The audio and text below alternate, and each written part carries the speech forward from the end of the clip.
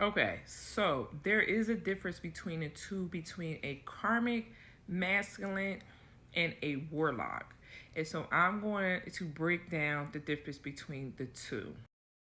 Okay, so the karmic masculine is basically a spiritual detour. That is your soul that is reluctantly took on a soul contract or a lesson with a particular person. And so a male, the definition is a male, okay, that you're connected through open karmic contracts, unhealed wounds, and past life entanglements, meaning y'all still have some things that you need to hash out from the previous lifetime. Their energy signature is a little different than a warlock. So their energy signature is more, they feed off of drama, chaos, and emotional reaction. They may mirror your shadow aspects of yourself so that you can heal them. So if you haven't done the shadow work, the karmic masculine is going to come in and they're going to reflect the things that you need to heal within yourself. They doesn't always operate in malicious intent, meaning like sometimes they don't even know what they're doing. It's like their harm is unconscious to them. So it could come off sometimes like they be like on a slow bus when it come to them harming you or hurting you. They're not really like conscious of that, right? And it's only because they're only there as your mirror in order to heal the things that you need to heal within yourself that are wounds. So here's some common signs that you're dealing with a karmic masculine. They're hot and cold behavior.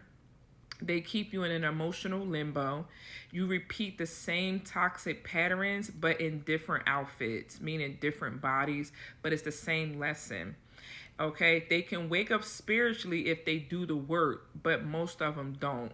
So a karmic masculine can transition into a divine masculine if they wake up and actually do the work. Okay, a karmic masculine is like a spiritual rough lesson, and it's very irritating, and it's so that it can polish you into your next chapter that you're going into, right? Once this contract is closed, then they have no more access to you. So if a karmic masculine still got access to you, 9 times out of 10, you haven't closed that contract or you haven't healed that wound. And so that's how they can keep accessing you, and sometimes through even other people. Now let's get into these warlocks. Now, warlocks are a little bit different. Warlocks is when you're stepping into spiritual warfare territory when you're dealing with a warlock. A warlock definition is a masculine energy being who consciously, meaning they know. Karmics don't know. Warlocks know.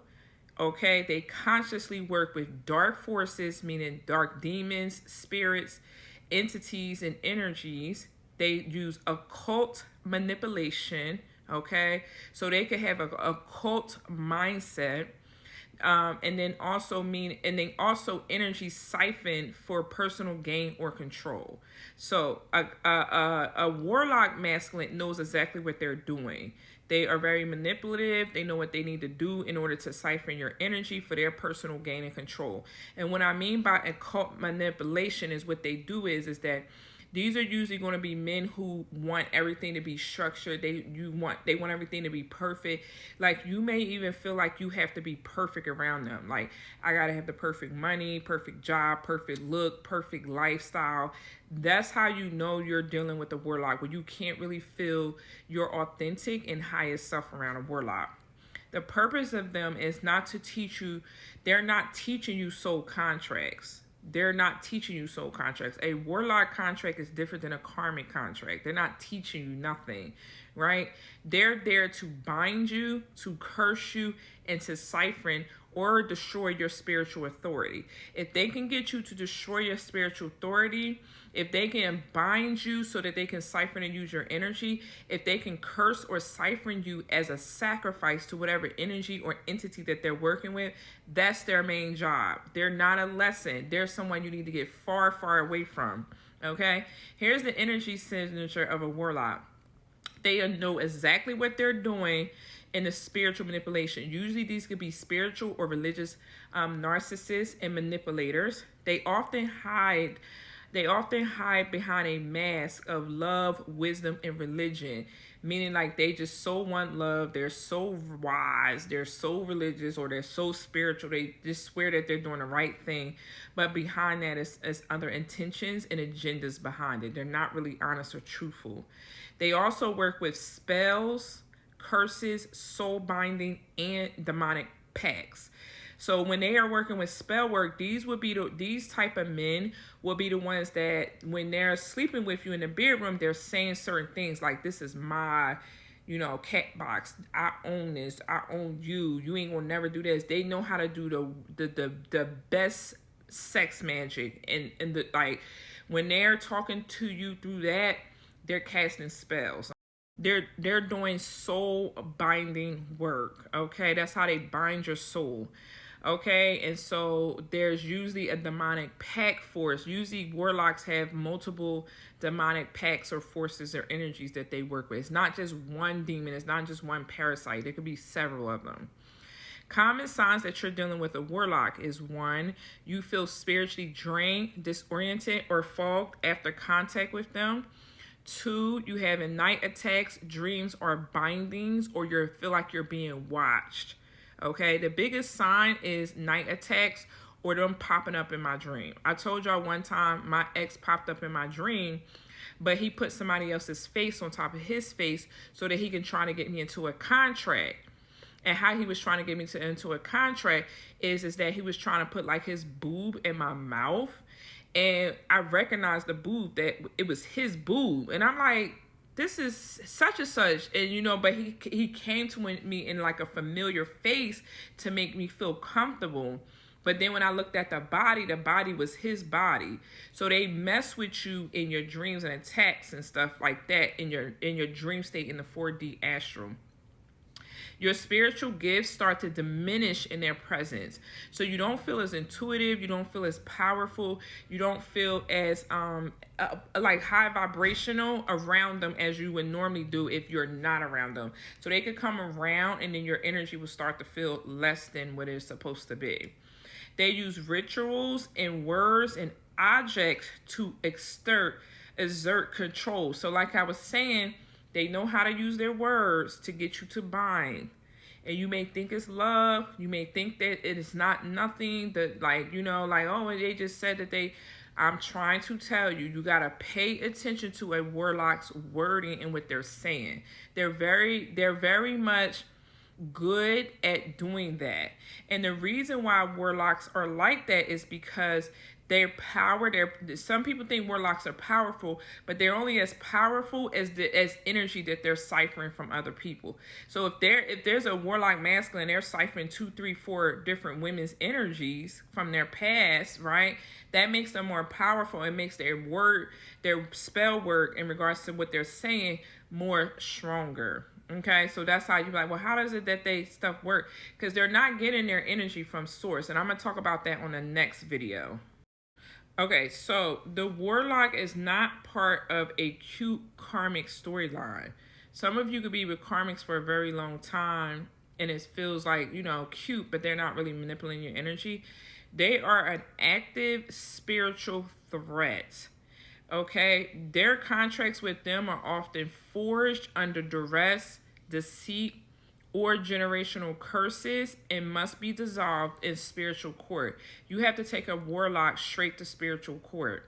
Okay, they're not to be played with. Okay, so here's some final tips that I want you guys to take with this. Okay, if it is a karmic masculine, you break the loop by healing and closing a contract and moving on. If it's a warlock, you go into spiritual warfare mode, close the contracts, revoke consent from them, and banish them and seal your field.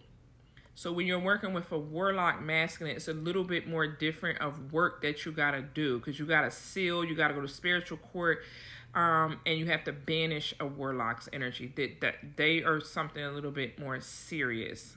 Okay? If you need help with any of this energy in regards to closing out karmic contracts, or you're going up against a warlock and you need help with in spiritual court, or you need help with banishing them, and closing a contract and sealing your field. The link is in my bio. You can order and purchase and start off with a scan to see if you're actually going up against a warlock, and then you can go ahead and we can do a soul decoding and contract cancellation second. Or if you want to just, you like, Tiffany, I know I'm dealing with a warlock, all the signs are there, you can go straight into canceling the contracts and do a soul decoding. Okay, I love y'all, and I'll talk to y'all later. Okay, so now we're going to break down the karmic and feminine masculine energy swap, destiny swap, how they swap energies. Well, first, let's do the part. This is going to be a part one. Let's first talk about how they actually swap energies. And then we'll talk about how they actually steal destinies, because they do that as well. But the first thing is, let's talk about energy swapping. Okay, so when a karmic masculine meets a divine feminine, he is often tapping into pure, high-frequency source that he cannot produce on his own. He cannot produce this energy on his own because he has a high, or he has a strong karmic overload.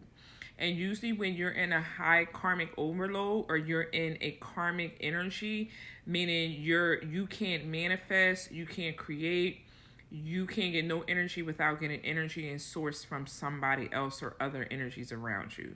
Okay, your energy equals their battery pack. Okay, and how do they get your energy? They get your energy through sex, emotional entanglement, arguments. Yes, arguing with them also gives them your energy and power, or consent to thinking about them. Okay, you are literally feeding his prana, his life force energy. You are feeding him every time you think about him, every time you are in emotional entanglement with him, and every time you sleep or argue with him. You are feeding him energy. Those are the main ways to feed him energy.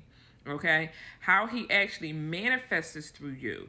He manifests through you by absorbing your ideas, your optimism, your prayer power, and your vision energy. You can literally pray for someone and really cover them. And by you praying for them, or you being like a prayer warrior, whatever your gifts are, whatever your vision are, they will literally suck you dry of that energy. They will suck you dry of your energy. Okay. Then instead of them using it to build with you, instead of them using the energy to build with you, he'll redirect it to fuel manifestations with someone else. Yes, he can do that. He can manifest his energy with someone else. And especially, like, let's say if this is like an ex-husband, and you was with this ex-husband and y'all was doing really well. Like, he was like really manifesting, creating off your energy, and then y'all broke up, right? Y'all broke up. If you didn't claim your power back, and then you still arguing with him because maybe y'all have kids, or y'all still have some type of financial tie or something like that together, and you didn't cut him off your energy, he can still use and cipher your energy to actually manifest with the next woman. Yes. Often another karmic feminine who can generate her own flow either. So usually they're with another karmic feminine who they can't generate any energy either. So the karmic feminine and the karmic masculine are basically draining your energy. You're giving them life force and manifestations to create the life that they want. Oftentimes you will see women be burnt out, done, you will see the women be literally burnt out into burnt toast after dealing with a man, and then they go off and they go create some type of other life with the next woman, or they will struggle because they can't get to your energy. This is why after being around you, his life seems to magically get better, but yours feel depleted. This is why. Okay. Now, how do women steal masculine energy, or a karmic feminine steal from a masculine? Yes, divine feminine, this is not just a one-way street. Masculines, this is not just a one-way street. Your energy can be stolen as well too. When she's a low frequency, low vibration woman, she may sleep with a man she sees as blessed, okay, lucky, or anointed to siphon his wealth, vibration, his influence, and his creative energy. So if a man is dealing with a karmic feminine who energy is very low, they're not ambitious, they're not creative, they're not influential, they're not driven, they have no manifestation power in their womb. Their womb is all messed up and chaotic, right?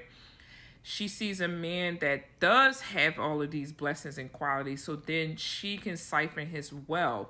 And usually what happens is their wealth will start to decline. So she mirrors his power temporarily and then uses it to pull in her own opportunities, her money, and status for herself, leaving him spiritually drained. Okay, so how does this happen? These types of manifestations, these types of energy thieving usually happen through one, sexual energy transfer, emotional loops, prayer and manifestation piggyback, dream room access. So let's go into a part 2 and more about how they steal energetically. And then I got to do a part 3 on destiny swapping.